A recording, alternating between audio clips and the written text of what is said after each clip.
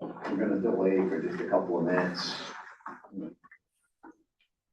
If Mr. Weasel's gonna be delayed too much, like I said, we'll get started without him.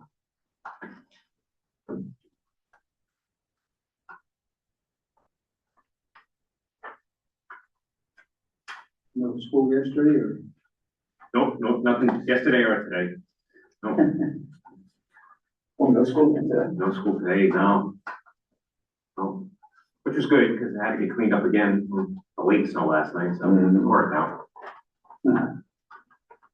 It's gonna go on all week. Yeah, And then another storm. They're talking about another storm. Yeah, that's what I heard Saturday or Sunday, something like that. I think I've been hearing Sunday. So far, Like I said, I think we're gonna pay for all the nice weather we got, yeah, yeah. big time. Every now and then.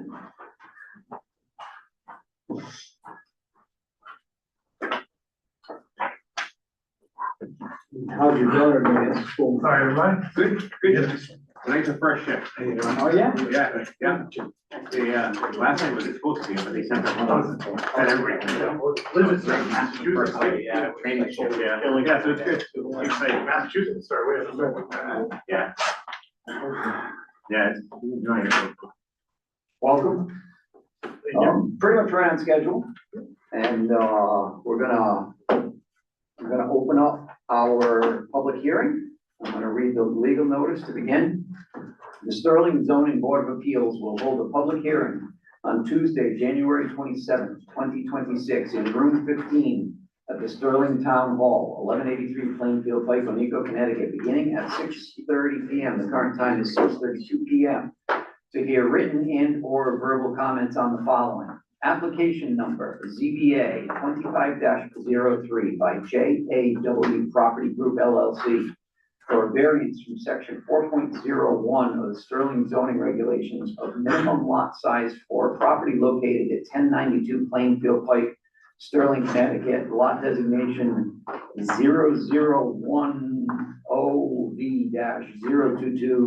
0010V-022-0058. A copy of the application is available for review at the Sterling Town Hall during business hours. Signed, Stephen Offler, me. Okay, the public hearing is now open.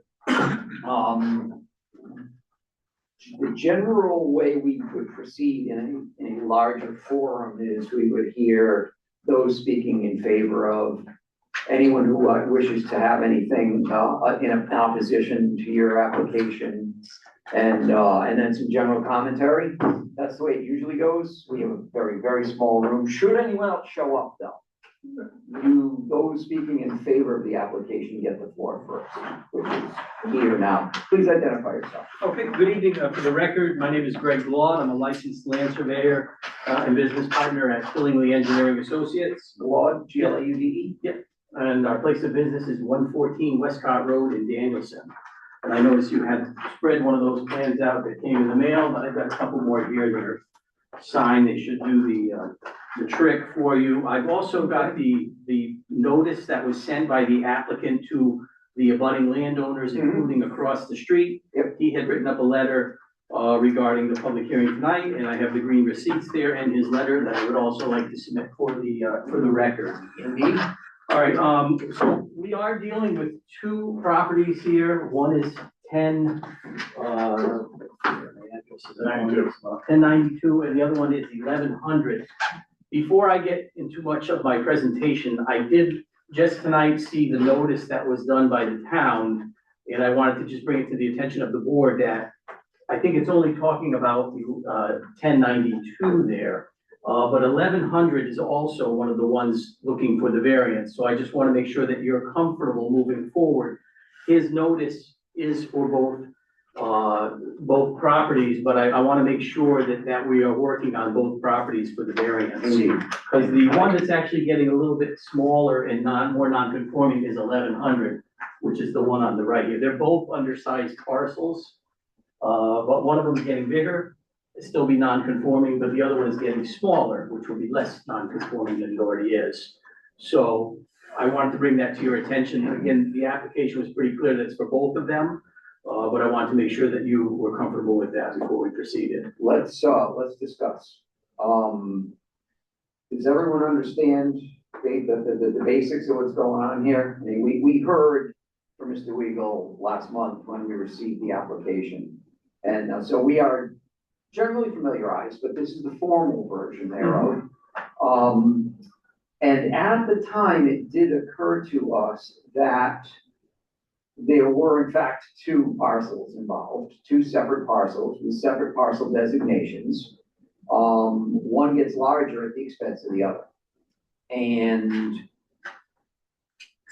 after the fact, I was reviewing the regulations and the verbiage, the specific verbiage that's pertinent here is section 1.03.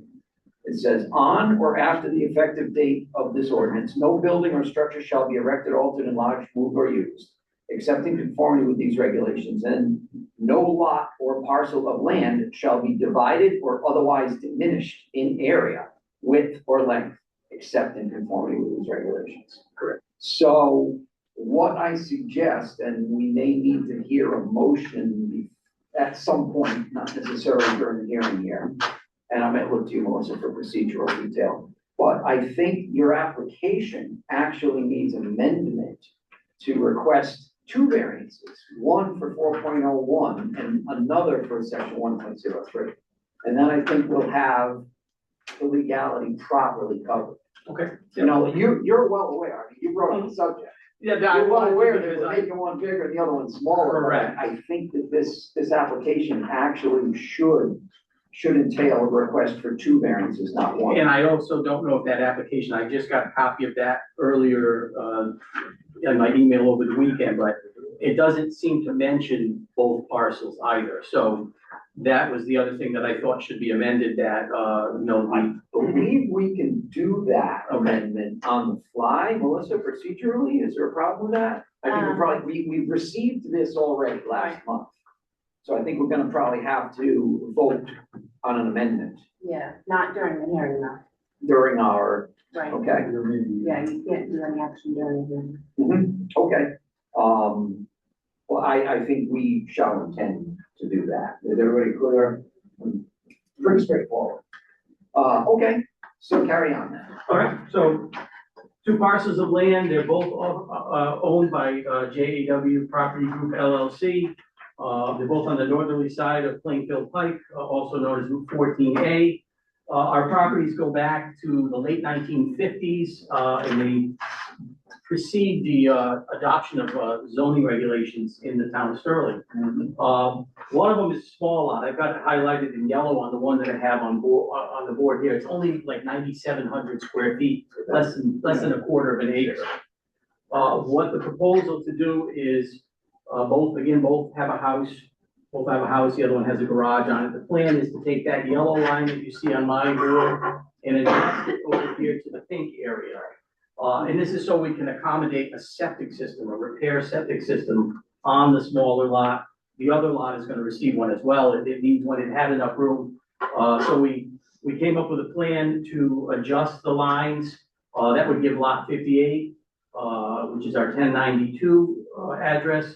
That would give them 31,102 square feet. And the other parcel, which was almost 2 acres before, but was not quite 2 acres, it was undersized. That would give that one 55,391 square feet. And that's the reason for, or that's the request for a variance. And I did write up a variance request here just to give you a little bit of information, and it was basically number 1092 Plainfield Pike, variance to section 4.01 of the zoning regulation, reduce the minimum lot area from 87,120 square feet to 31,102 square feet. And this is an increase in the existing size of that lot. Again, that's the smaller one. And then 1100 Plainfield Pike, again, section 401 of the zoning regulations, reduce the minimum lot area from 87,120 to 55,391 square feet. Again, it's an existing lot, already non-conforming. I did write up a statement of hardship, and I will give you copies of this for the record afterwards. Both lots were created in 1959 when lot 58, which is 1092, was divided from lot 59, which is 1100 Plainfield Pike. See volume 28, page 20 of the Sterling Land Records. This division occurred prior to the adoption of zoning regulations in the town of Sterling, which was on September 10th, 2009. The small size lot, number 58, limits the owner from installing or a repair septic system that would meet the Connecticut Public Health Code. The proposed boundary adjustment between the two parcels allows for a code compliant septic system to be installed on both parcels.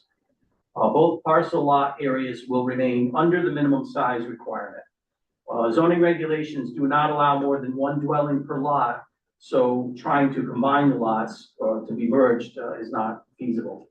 The lot line adjustment has been reviewed and approved by the Northeast District Department of Health.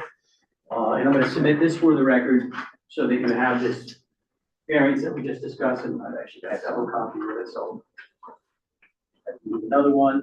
And the other item that I would submit for the record tonight is that approval letter from NDDH, which is approval of the boundary line adjustment. We have to do a B100 whenever we're making the lot smaller. So in this case, lot 1100 was getting smaller, so we submitted an application to the Northeast District. This is dated January 22nd, 2026, and this is approving that lot line adjustment. Okay. And then I'll turn it back over to you, Mr. Chairman, for any questions that you might have of myself. Certainly. Well, first of all, a clear statement of hardship is greatly appreciated. That's kind of how we do business, as you probably know. And it's very helpful to have that clear statement. Thank you very much for that. I see that you've very thoroughly documented the dimensional changes requested, the specific variances from the specific sections. This all looks fine.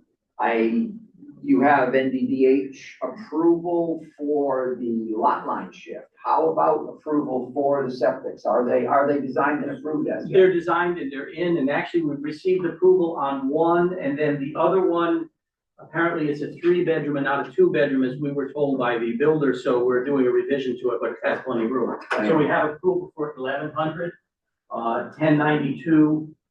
We have to just add a little bit more to the size of the system, but there's room for it, which we just got that letter in on Friday of last week. Okay, So, excellent. And one other question I have, and we can certainly open it up to the rest of the board as well, but we have the requirement for a 30,000 square foot polygon that will also contain a 150 by 150 foot, what they call a rectangle in the regulations. Have those been comprehended? Your size is just slightly above 30,000. So right, you got that. I have, yeah. And then there's the requirement for 150 by 150 as well. My understanding was that was for proposed lot development, and since these lots were already developed and built upon, I did not look at that. Because I think that's for proposed developed lots where the house, well, and septic area shall fit in. No lots shall be created that don't meet those areas. Well, you created a lot in a manner of speaking. We'll have to. Well, we have 2 lots and we're shifting the lines and we end up with 2 lots. True, So, true.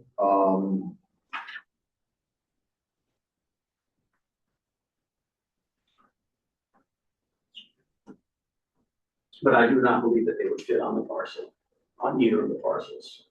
Article 4 dimension requirements in Article 4 apply to all uses except as otherwise provided in Article 5. So it says it pertains non-conforming buildings and lots. Okay, so you are non-conforming, of course.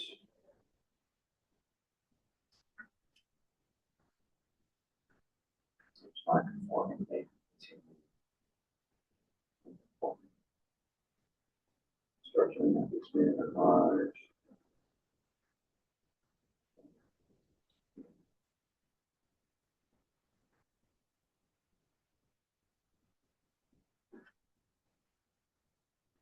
Except as provided in section 5.2, regulations shall not prevent the construction or expansion of a permanent permitted structure or the establishment of a permitted use in the relevant zoning district on a non-conforming lot that does not contain the required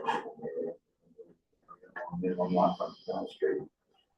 Those zones separated from any adjoining lot, of which as of July 19th it was owned separately from the adjoining lot, as if like we don't have that exception here, because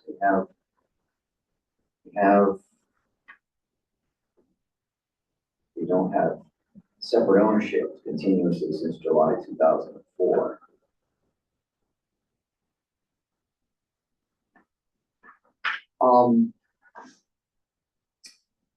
Has this matter been discussed with our zoning enforcement officer? Yeah, so I asked him originally, I think the application was already in. I was actually working for the developer of the property or the builder, and actually not for the landowner. I only came into communication with him after this application had been submitted. So I did have some conversations with John Biskowski, some email correspondence, and I asked him what would be needed for these. And that's when we both agreed that the reduction for the lot areas would be what we would require for a variance. Okay. I'm gonna go ahead and turn it over to my board. Does anyone have any questions for Mr. Claude? Claude, yeah.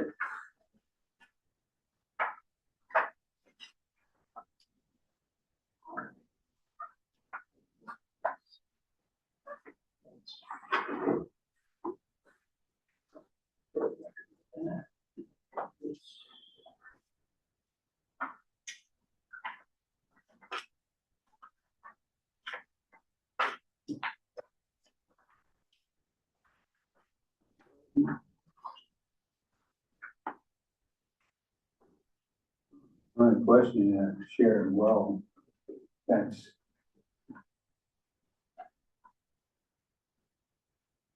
Are they gonna put a well in afterwards for the? I think the proposal right now, it's a shared well, is to keep it as a shared well. The health department's take on it is that will be allowed, but they want to see the easement in writing prior to them giving permits to discharge on the new septic systems. Yeah. My opinion, they should have their own well, but That's not, I got the easement there. yeah, I mean, as long as NZDH is happy, Yeah, I think we can, we don't have anything in our regs, I think, about no, that sort of detail. but I just opinion, Shared wells are a thing. We actually had a well company, can you speak? Absolutely. Okay, we had a well company come in, he said the amount of water flowing through it, he recommends not wasting your money. Yeah, well, no, I'm just telling you what it was I'm sure it's told. all right. That, cause we did have plan on doing two, and then when he came and saw that, we're like, okay, well, going by the pros, we'll follow along. No problem there. it's enough distance between the well and the septic system, so they say it's okay. I don't see anything else on it. You see anything else? I don't, other than the regulations. I wonder if it would be in our best interest to include a third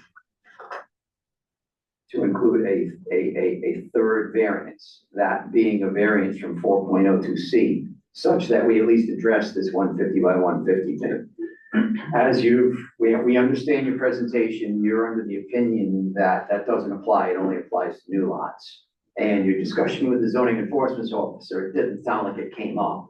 No, it didn't. I think just for the sake of completeness, it wouldn't hurt.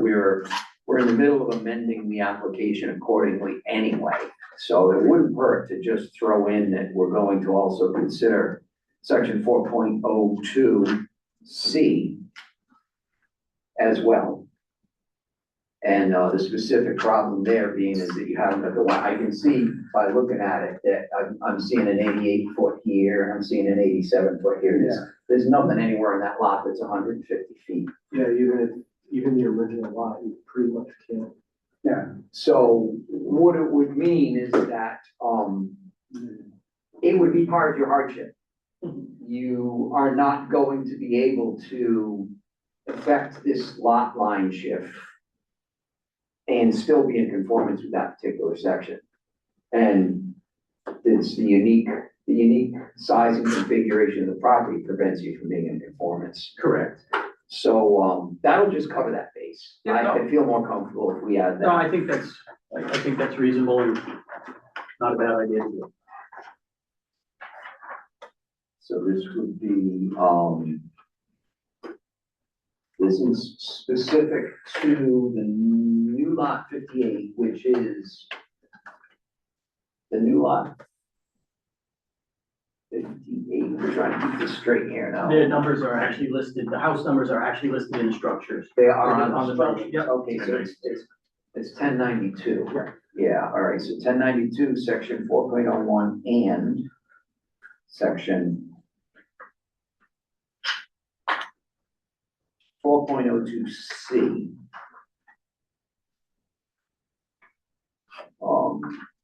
Relief from 150 by 150. Specifically called a rectangle in this.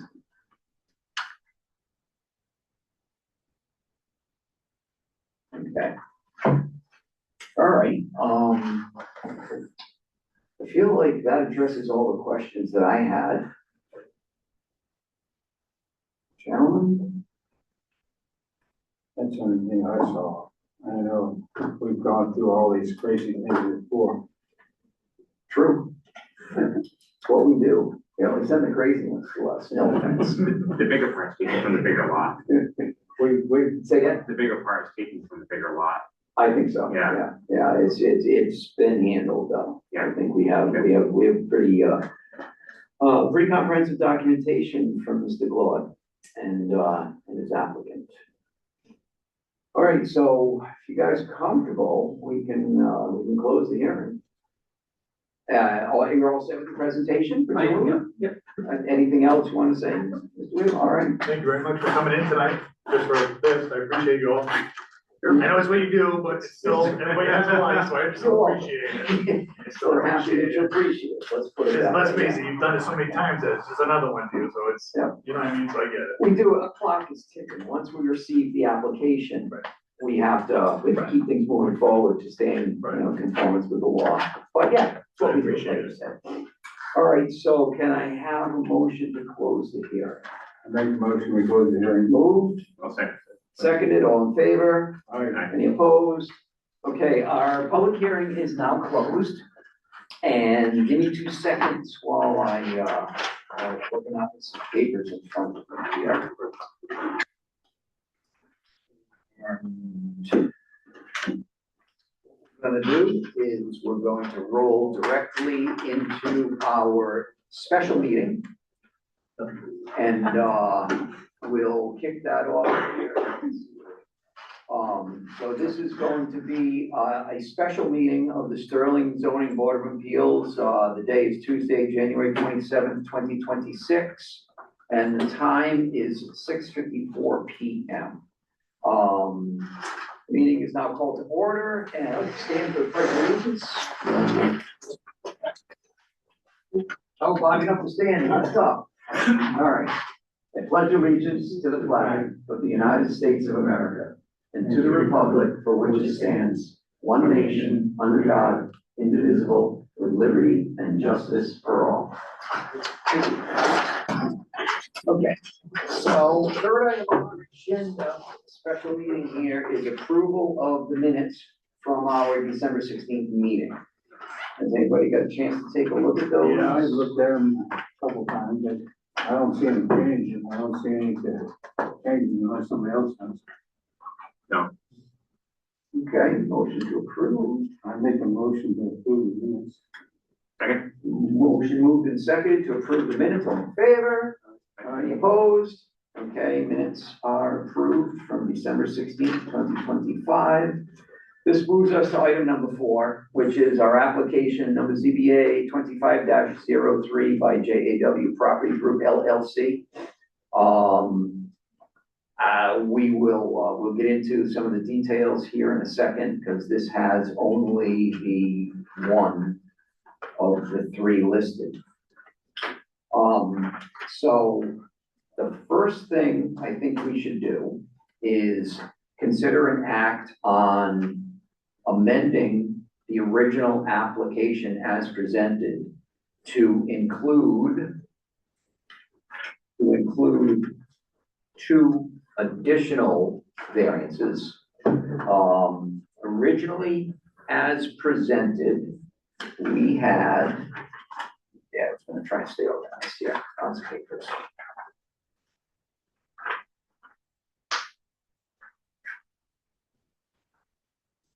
There we go. So as presented, we had an application for a variance from section 4.01 for the property at 1092 Plainfield Pike. That's lot number 0010B-022-0058. And what we want to do is we want to add two new variances to this application. No additional fees, by the way, or anything like that. We're all set as far as all that goes. So one will be on the same address, a request for relief from section 4.02C for the 150 by 150 foot rectangle.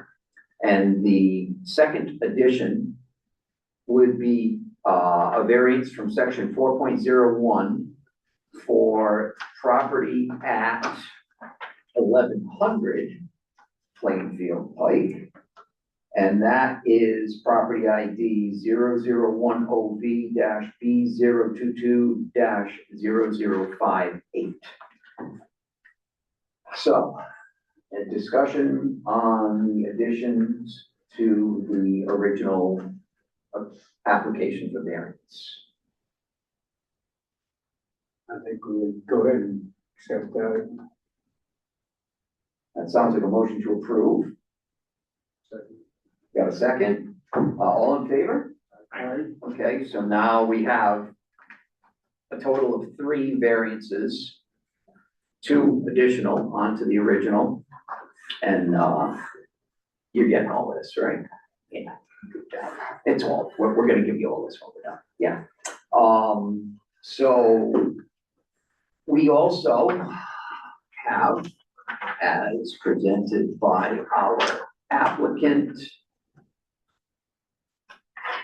Second, here we have his statement of hardship, which has been read into the record during the public hearing, but I'll just real quick here. Both lots created in 1959, when lot number 58, that's the 1092 address, was divided from lot number 59, the 1100 address. And this is recorded volume 28, page 20 of the Sterling Land Records. This division occurred prior to the adoption of the zoning regulations by the town of Sterling, September 10, 2009. The small size of lot number 58, again, 1092 address, limits the owner from installing a repair septic system that would meet the Connecticut Public Health Code. That is essentially what's going on here. Is if this isn't approved, then you can't put the septic system in. If you can't put the septic system in, you can't use the lot. And we're not allowed to say no, because that would involve effectively what they call a taking, where if by one of our regulations, you are rendered, your lot is rendered useless. Connecticut general statutes don't let us do that. So that is an effective statement of hardship, whereby this lot needs a septic system. And you need the appropriate dimensions to put in the septic system. That is unique to this particular situation, and the uniqueness is where the hardship hinges. So I see it looks pretty legitimate.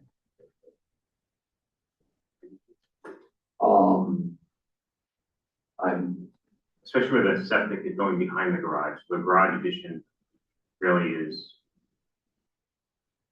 it's complementary to it, but the septic is going behind, so they have to make it that far out on the property lines. Mhm. Right, they Yeah. need the, Yeah, they need the physical dimensions Yeah. around it, and they need the 30,000 square feet. correct.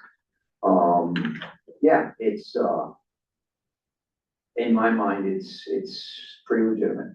It's very legitimate. Conforming as much as it possibly can, given the situation. Mhm.